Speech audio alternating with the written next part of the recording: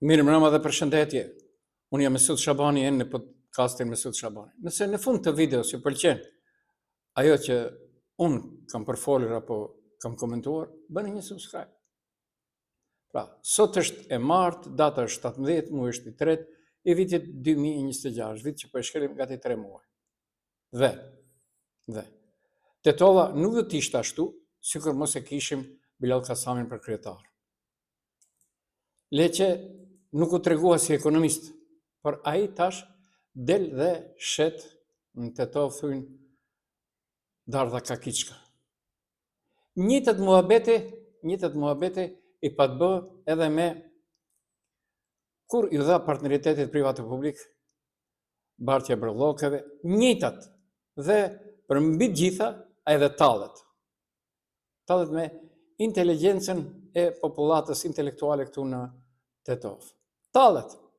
Pra, kjo që nuk e meriton, por nuk e meriton edhe qapësh, tiruaj edhe vend.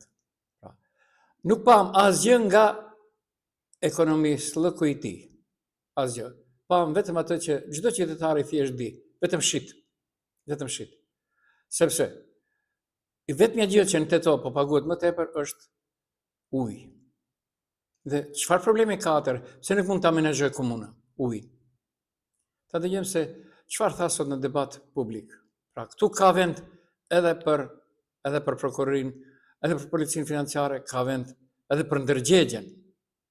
Por, sipas gjithë gjasave do mbetet njësoj, sepse edhe prokuroria është e kapur, edhe policia financiare është e kapur, nga vëmërë dhe pëmëne. Dhe, kuptohet, Bilali është ushtari vëmërë dhe pëmënes.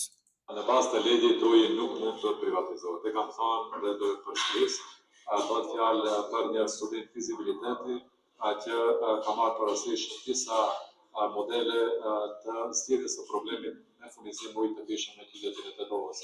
Ky studim është bërë në bazë të një studimi paraprak për furnizim me ujë që është bërë nga Fakulteti i Ndërtimtarisë së Shkupit, ku janë konstatuar disa situata në furnizimin me ujë të pishëm, që nënkupton që nga furnizimi në burimet e Sharit deri tek vjeti i shpërndarës edhe tek mos ekzistimi i ujëmazve.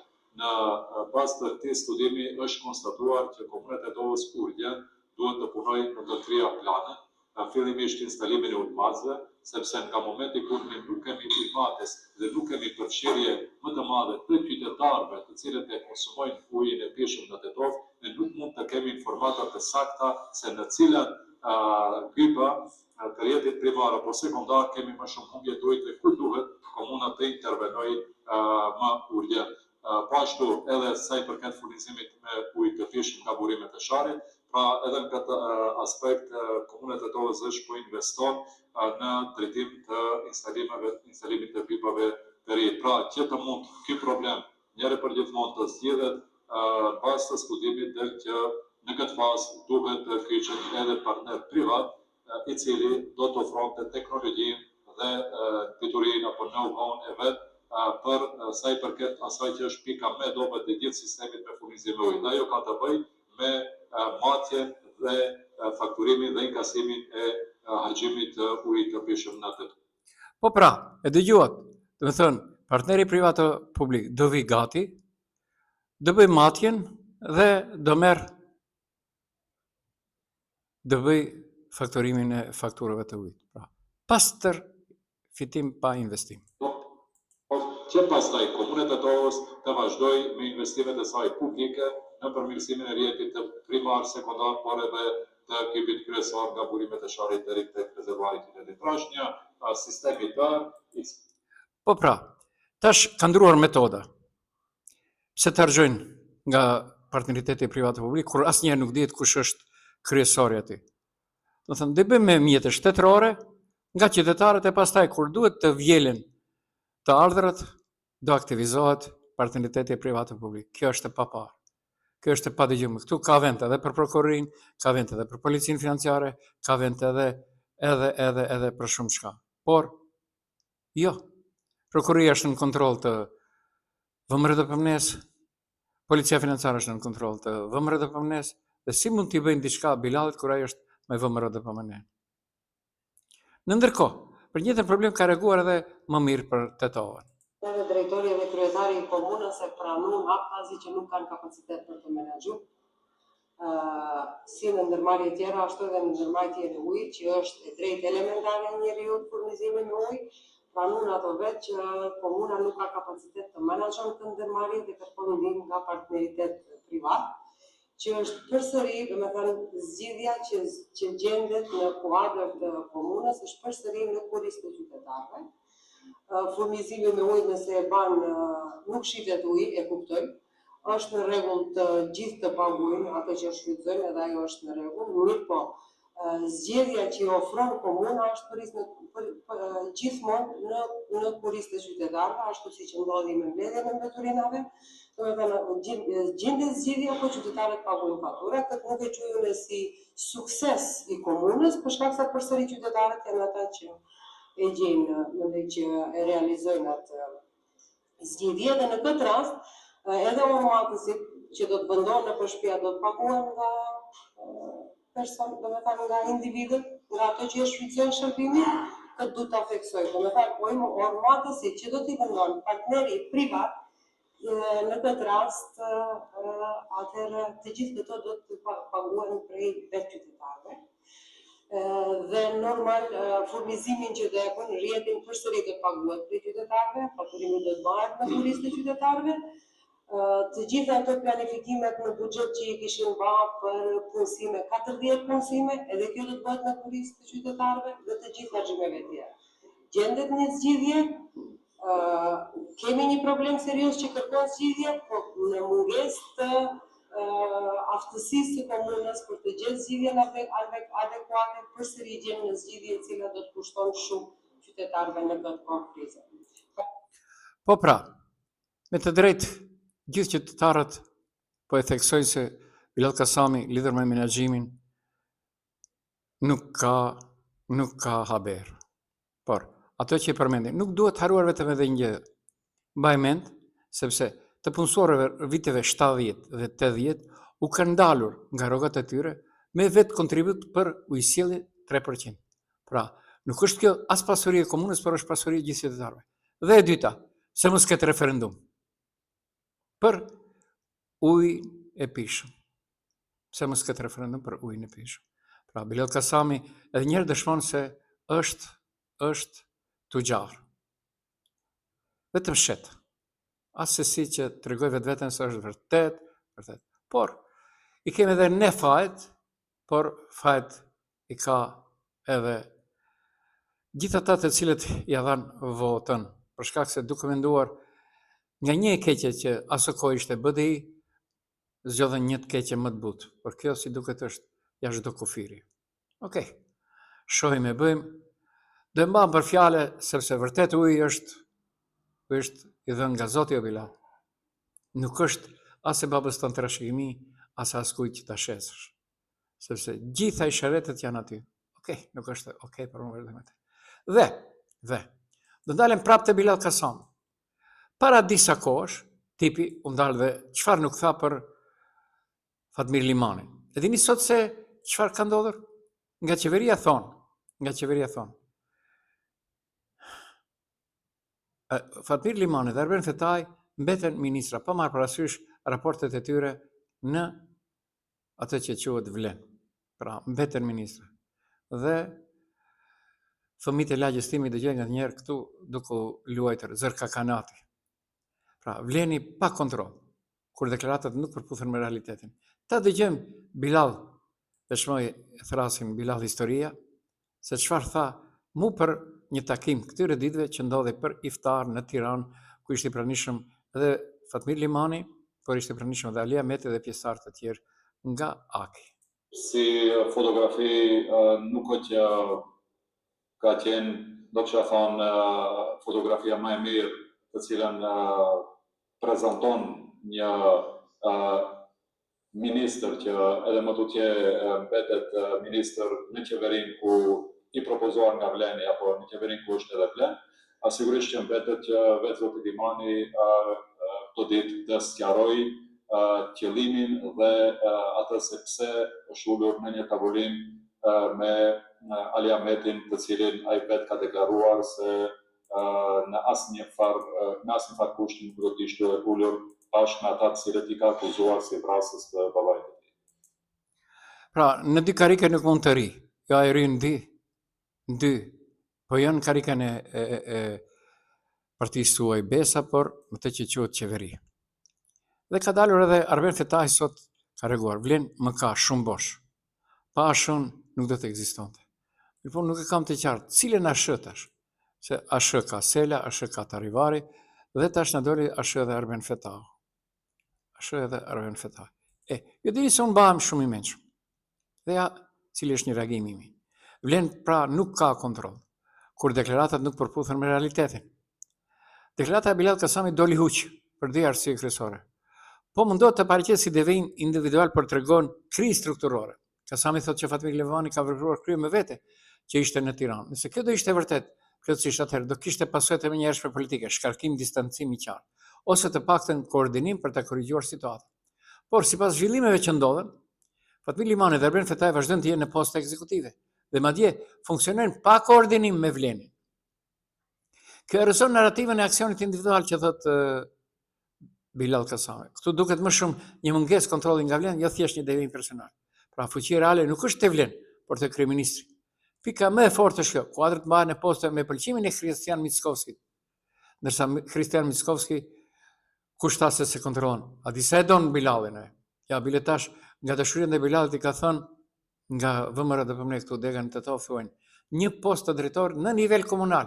Shkolla e mesme bujqësore është nivelit shtetëror, nuk është komunal. Dhe sipas asaj që dëgjoj, pika është te gjimnazi. Hajde inshallah.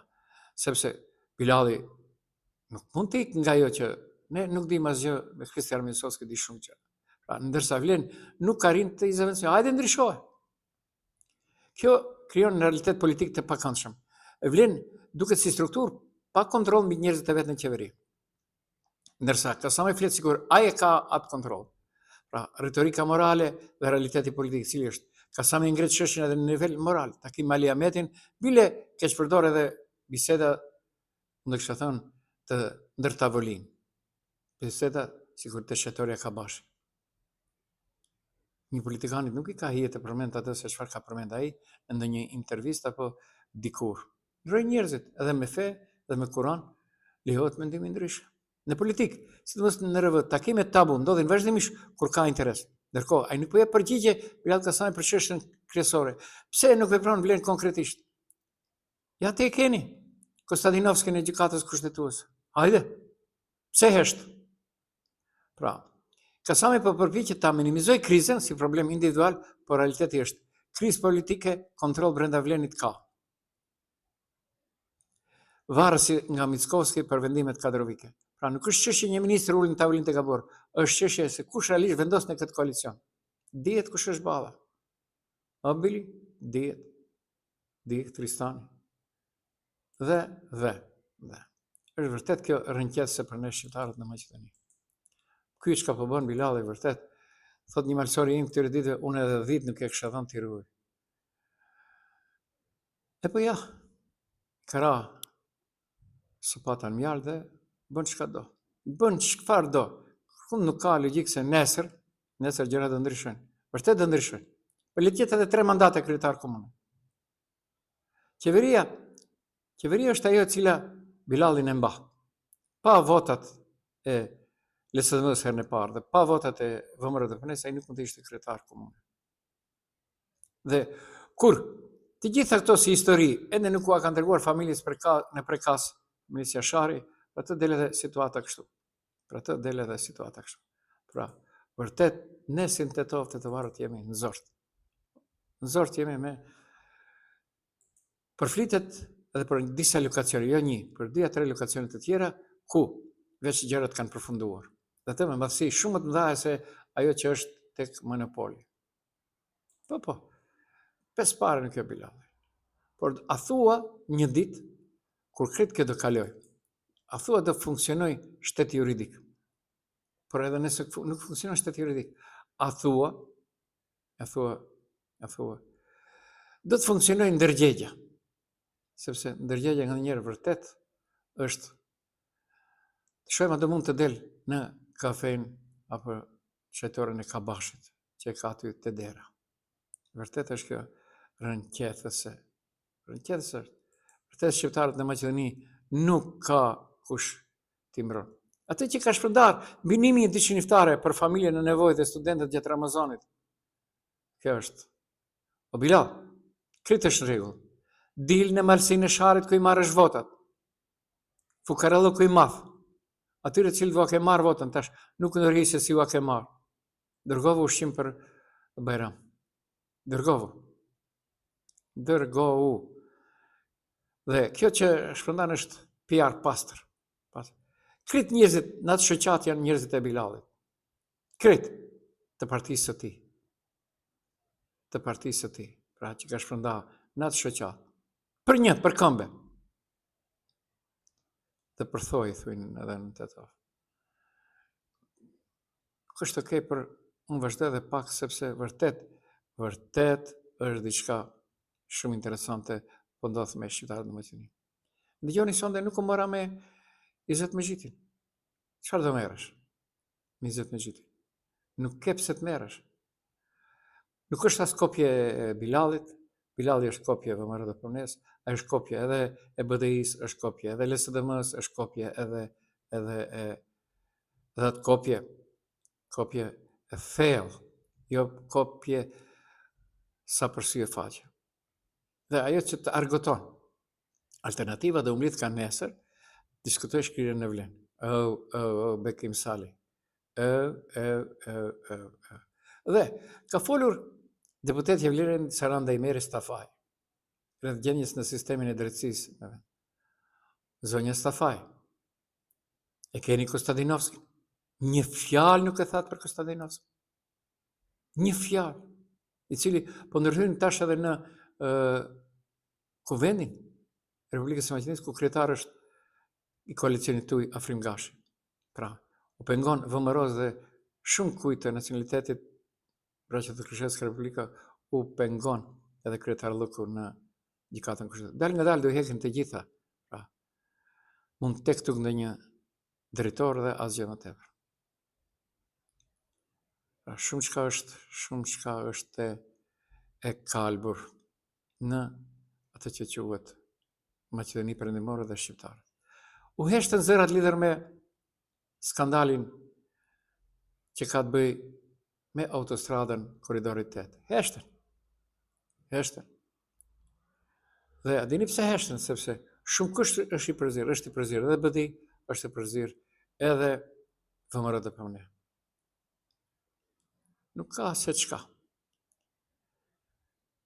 Pra, në Maqedoni përflitet se nga muaji i ardhshëm do ketë zbritje të 300 ilaçeve, posaçërisht ato që kanë bënë me kardioviskularitetin, më di se lezohen nga 1 maj. Këtu lë ndjeshëm çmimet. Që nuk e kanë bërë për 1 prillin se prilli është ditë e reneve. Okej, nuk është okej. Pra, unë këtu ju përshëndes, dëgjohemi nesër mbrëmë. Pra, ishit në podcastin me Mesut Shabani. Nëse ju pëlqej, bëni një subscribe. Nëse jo, dëgjohemi nesër mbrëmë.